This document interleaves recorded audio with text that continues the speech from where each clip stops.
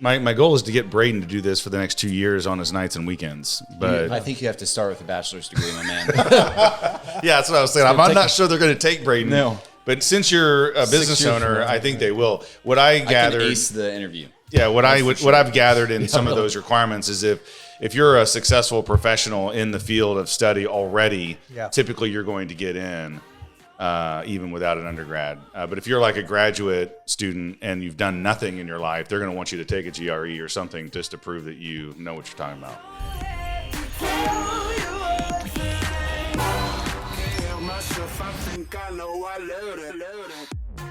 All right, guys, welcome back to another episode of How to Invest in Commercial Real Estate. I'm super excited today. A longtime family friend of mine is in town. His name is John Ballinger. He's also a successful investor of both Precision Equity and the Criterion Fund. He's right off camera here. Coolest thing about my friend is he flies Marine One for the president, which I think is one of the most awesome jobs you could have. But he's retiring and he's starting to get more full-time into investing in real estate. And a buddy of his we have today is Benjamin Meyers. You're just outside of the DC area in Lancaster, Pennsylvania, and he runs Eberly Meyers. It's a construction company, urban walkable development. They focus on really transitioning older buildings into really cool lifestyle multifamily. And we thought since he was in town with my friend John that we'd have him on and talk about his story and how he got into commercial real estate. Welcome, Benjamin, to the show. Yeah, thanks. So the first thing I'd like for you to tell us, because you are running this company, is just give us a little bit of a background of, you weren't in real estate. I believe you said you had an art degree and were doing photojournalism at the White House, which is super cool in itself. But how did you then transition into real estate? Because a lot of our listeners love to learn how they might get in, and hearing other people's stories can give them some inspiration. Yeah. So just the 5-second version is I was on Capitol Hill in the White House for about 8 years, and not thrilled with sort of the political environment. I felt at the end of the day my energy was zapped more often than not, beyond the work component of it. And so I went back to the thing that I kind of grew up around, which is construction. Always sort of swinging a hammer, getting involved in different things, and I had an opportunity to work for a regional, national company, Pulte Homes, that has a mid-Atlantic multifamily division. And effectively, they have a good training program and people skills. They have some other metrics that they value. A lot of their clientele are generals and different people that they build townhouses, condos, or whatever in the Northern Virginia metro area, DC metro area. So I got an opportunity to work there for a number of years and was just a really great education in project management and scale. We would have 3 or 4 buildings going on at once at different levels. One would be moving dirt, one would be framing, one would be taking it to finish, and one would be handing off the units to customers, to whoever the end user was, which is typically a condo. So great experience, and they kind of helped facilitate my further education. I got a master's in real estate development at George Mason, which is an excellent program. I love that. I want to ask about that because I've looked into getting a master's in real estate or master real estate development several times, never pulled the trigger, kind of throughout my real estate career. So tell us, did that provide you the keys? Is it something you would recommend people do if they see a long-term vision to getting into commercial real estate? Yeah, it's probably the thing that gave me the confidence to believe that I understand what the risks were. So I viewed George Mason's degree, the MRED program, they refer to it as a dirt degree, which is effectively, it teaches you soup to nuts how to find property, how to analyze it, how to secure on and off market deals, how to understand the legal aspects, real estate law, and where the pitfalls are, and what are the terminology that you want to make sure that are in each deal to reduce your risk. Did you look at other universities to see if they had that, or it was just convenient for you, or they happen to have it? Or yeah, because I've looked too, and I can't find that many of those kinds. There of are degrees. not many. Yeah. I don't know about this area, this region in DC. American University has a program, Georgetown University, or they have a program, Mason has a program, John Hopkins. There's about 4 or 5 schools, and they do an annual inter-school competition where a property owner is trying to figure out what to do with their property, and so It's an actual case. it's an actual case study, that's and interesting. I got selected to be a part of that team. We presented and won. We won Oh, a nice. $10,000, which was kind of cool. That's amazing. We brought a lease for Harris Teeter, which is like a 75,000 square foot lease Wow. with 400. It was I can see why you won. but they were like, they actually executed on a number of elements of our plan, and the schools also get access to an architect, a builder, accounting firms to put together the model and the presentation. So that's a each nice school program. has, That's a nice program. awesome program. But the factor, the thing that made it valuable, intrinsically valuable for that program, Mason's program, is the educators themselves practice their profession. So my finance professor worked for BF Saul, massive company in Northern Virginia. They own millions of square feet. They develop, their renovation budgets are in the hundreds of millions on Class A assets in DC proper. So they're not just normal professors. Well, No, that's all they do. Their numbers are, we're going to work on a $150 million analysis. I want you to build a spreadsheet that covers waterfall investments and that's nice. all this kind of stuff. Way more than a peon getting started would need. And That's dense. I mean, that's dense material. So how long is the program? it's a 2-year, you can go through it in 2 years. Part-time? In the evenings, yeah. It's geared towards working professionals. No, it's really good. I think there's so many people out there that want to do things in life, not just real estate, and they're just sitting around not taking action. And it's either because they don't know what action to take or they're afraid. Yeah. And knowledge is the tool that will combat that fear Yes, or that will yeah, give you it's a the great- confidence to move ahead and take an action. But most people don't really spend all the time getting the knowledge. So this is a great example how you got first class, top grade knowledge on the area that you wanted to be in. I can tell you from experience too, it's probably way easier, at least for my learning style. I learn way easier when somebody's teaching it to me and I can ask questions. I was just Absolutely. watching hours and hours of like how to fill out an Argus model. And you watch enough of those and you can kind of get enough of the basis points to use it. But anyway, that's a dense degree. So the thing that also is pretty as equally as valuable as the educators was who I was in class with. So you had attorneys that are wanting to understand the development process to better serve their clients. You have real estate brokers, you have builders, so your classmates are, when you partner up on a team, you're like, oh, that's cool. Hey, come walk a project with me that's down here. We're working on X, Y, or Z, anyway, it was a great experience, and it's hard to compare with other schools because I don't have the practical experience, but education was empowering for me, both to transition from construction management into development, which is not normally comes from the finance side of things. You get a MBA and then you get hired by CBRE or some REIT or something like that to help run analytics on a big deal or deals. So it helped me get into development.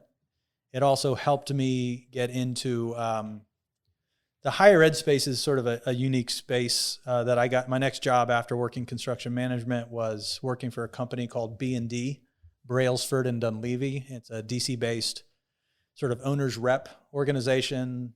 They rep universities, higher ed, K-12. They rep municipalities.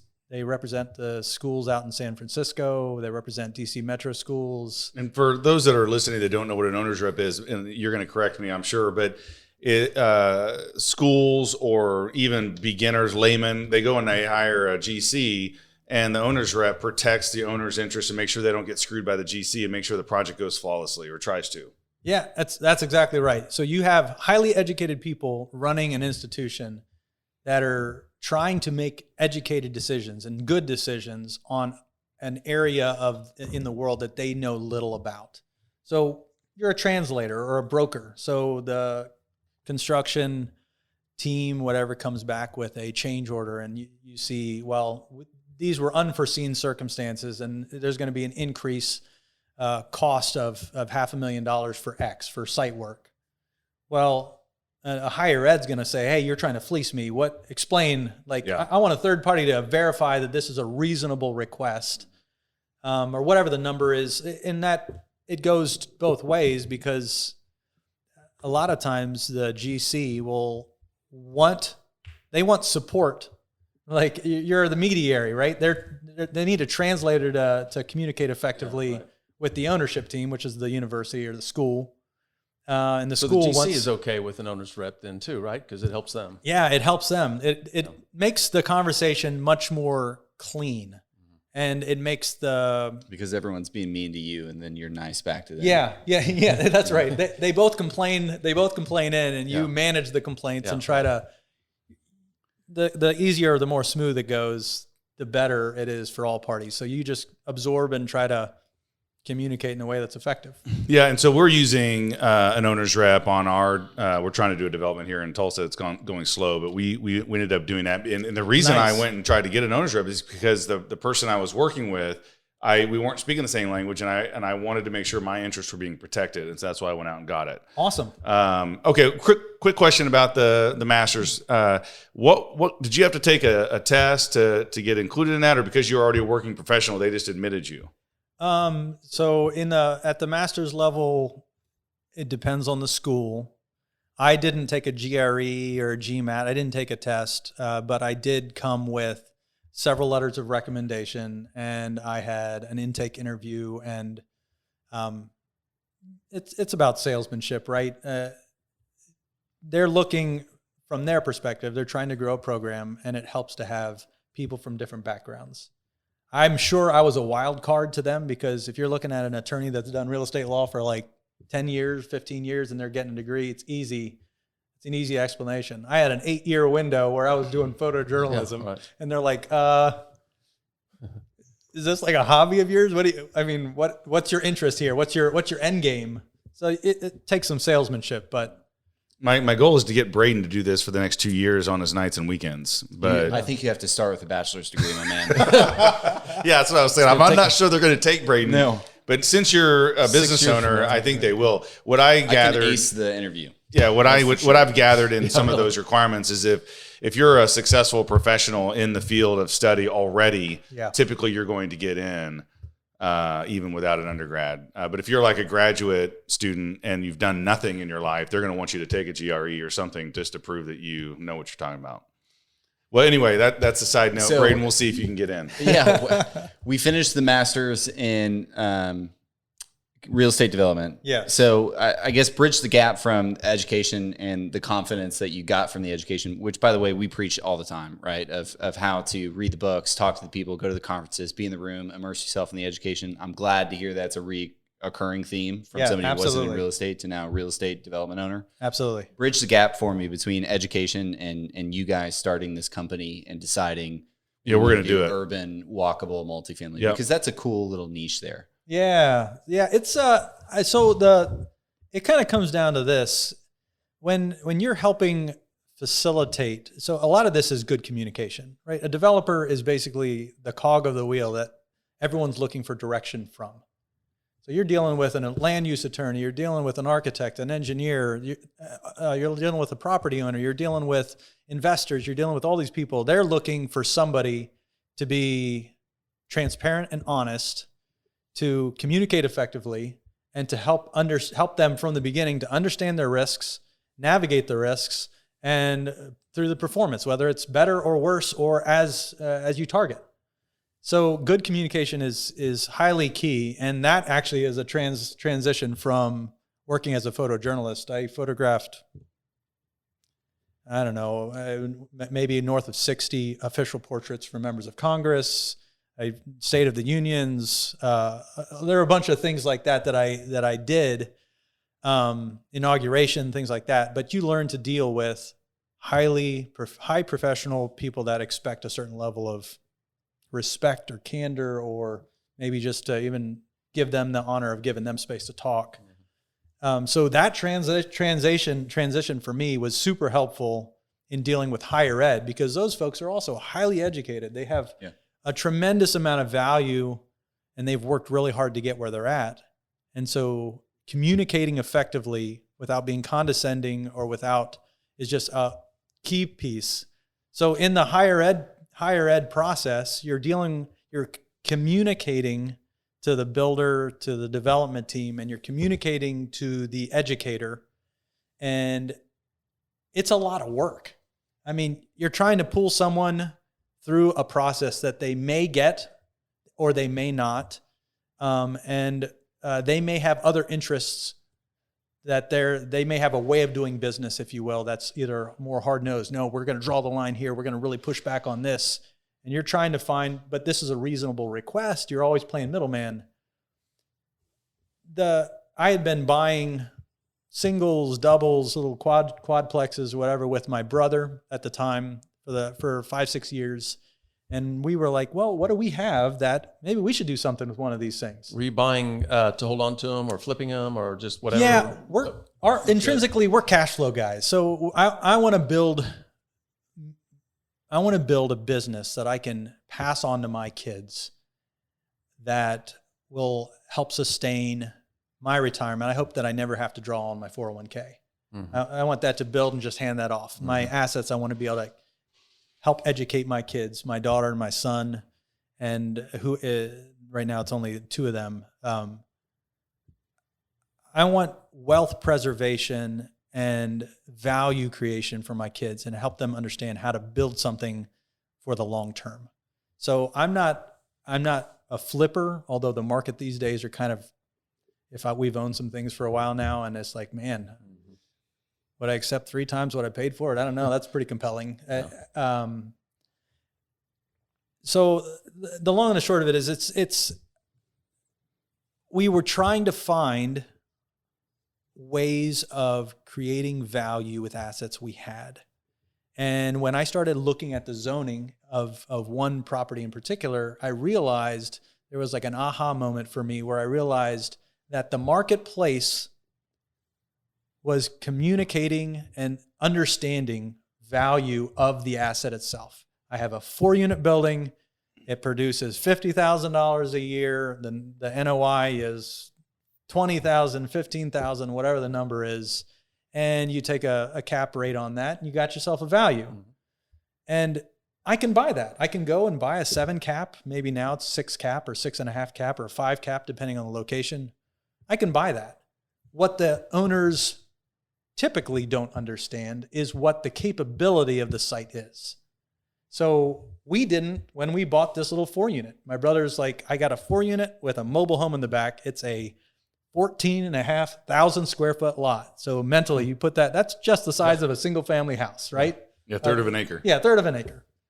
But it's in a zoning that's in an urban core district of a small tertiary town to Lancaster. So it's 9,000 and change people in the town. And they're along a river. They're in between Lancaster and York. And there are some big economic indicators in the area. GlaxoSmithKline, which is a multi-billion-dollar pharmaceutical, has a headquarters 5 miles up the road. That's good. Turkey Hill, their headquarters is 2 miles up the road. The average income in a 5 and 10 mile radius might have been $120,000 in relatively rural Lancaster, Pennsylvania. And you're like, oh my goodness, well, why is this town not growing? And it's because of a bunch of shitty housing. Because a bunch of shitty housing. Yes, right. That's exactly it. And when people live in an area for a long time, it's really hard to get past what you know, what you believe to be true when you made up your mind 10 years ago, 15 years ago. That's really good. Anchored so low. Yeah. So as an outsider, I got trained to see what the capability of the site is. And I realized there is a massive delta between the capability of this site and what we bought it for and what I can buy a whole lot of other properties for.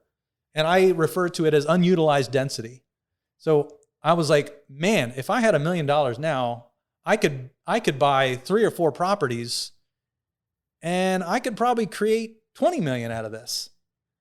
And the development process is not short, undetermined amount of time, depending on what you're trying to do. But if you're trying to develop outcomes, within the zoning use that it's already allowed by right. So I'm not changing the zone. I'm just submitting permits and going through the historic commission and the planning commission and all the folks that I need. I can find an architect, I can find an engineer, and I can put a plan in place, and the municipality, whether they want it there or not, they've already laid the roadmap through the ordinance. Through the zoning. Through zoning, what they want to see happen. That's what the ordinance is. It's a roadmap for where they want to see investment.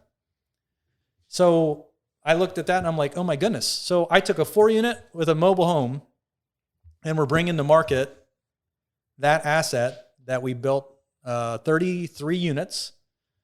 On a third of an acre. On a third of an acre. How many stories? 4 stories with parking partially subgrade, at grade, I should say. Yeah. Commercial in the front, 3 levels of 11 per floor, partial parking, and then open parking in the back with views of the Susquehanna River.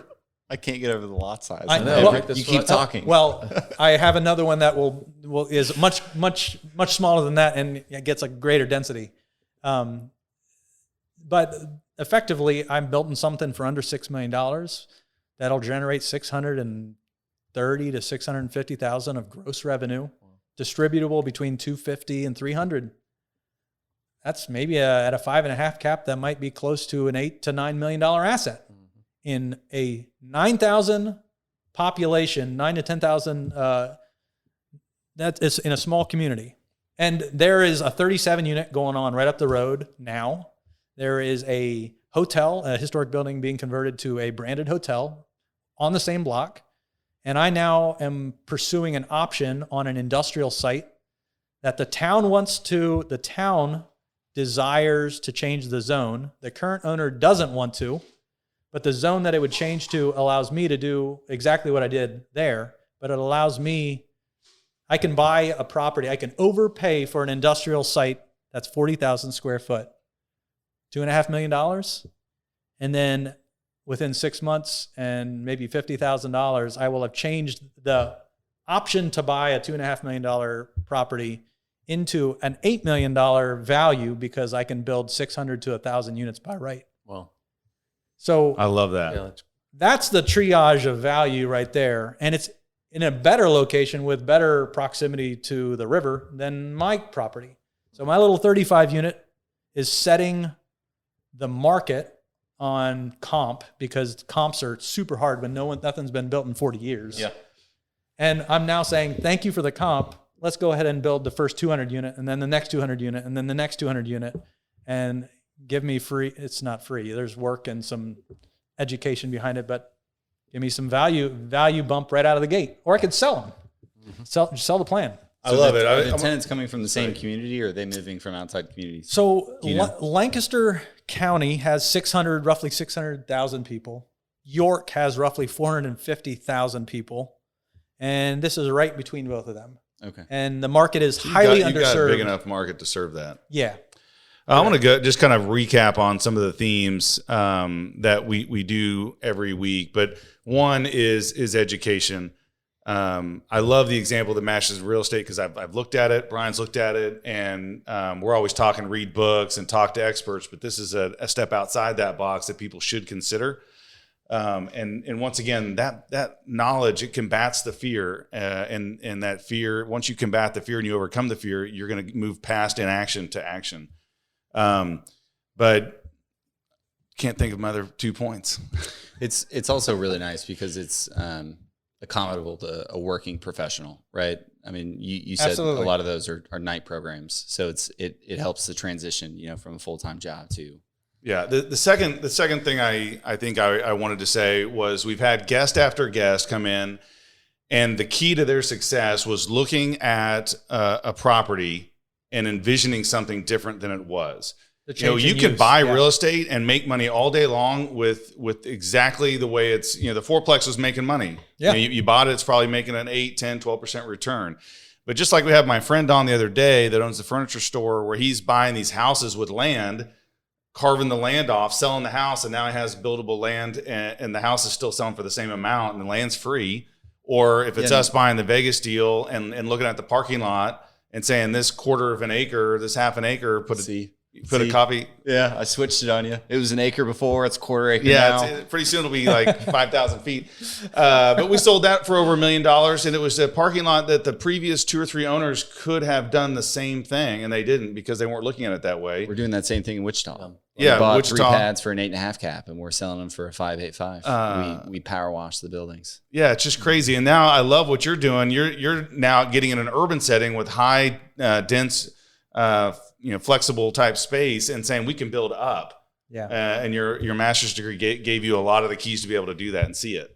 Yeah. So this is the synthesis of how I look at real estate is different than the way a lot of people look at real estate. And it's not intrinsically me. It's just the method at which I can sniff out the value.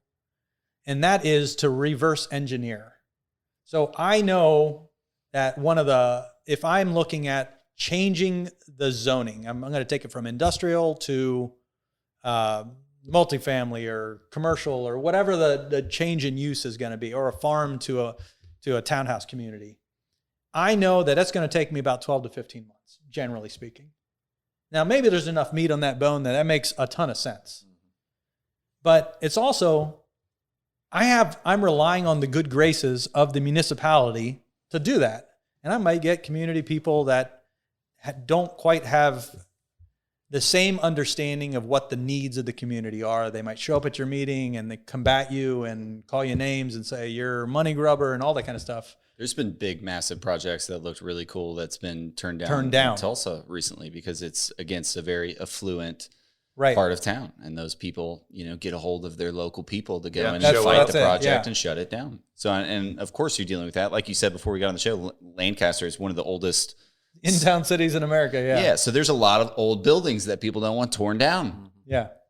So the flipped script, if you will, on how to reduce, as a developer, your objective is to manage risk.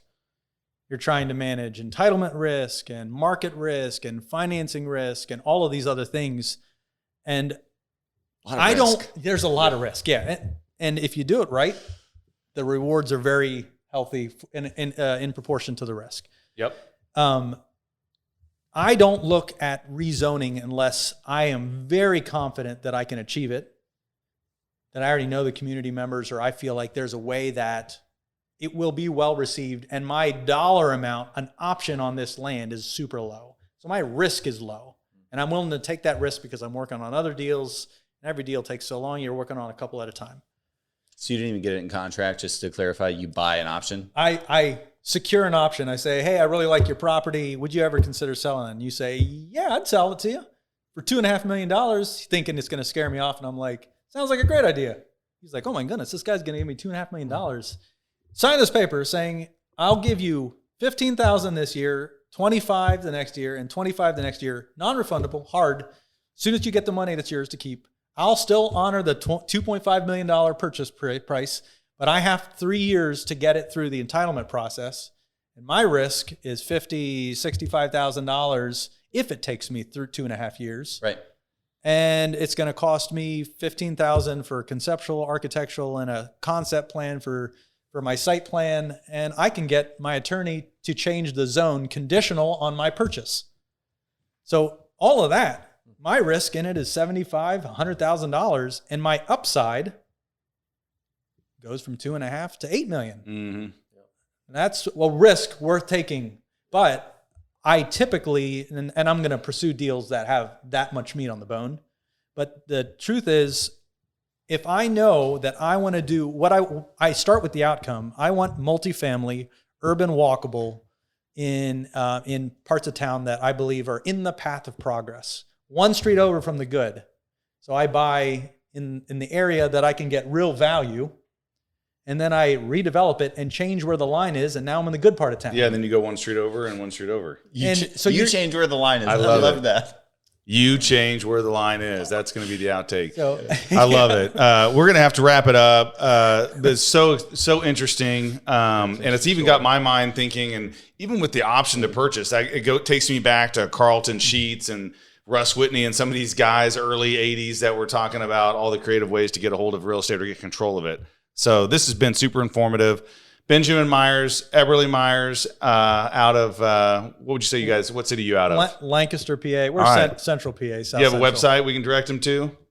We do.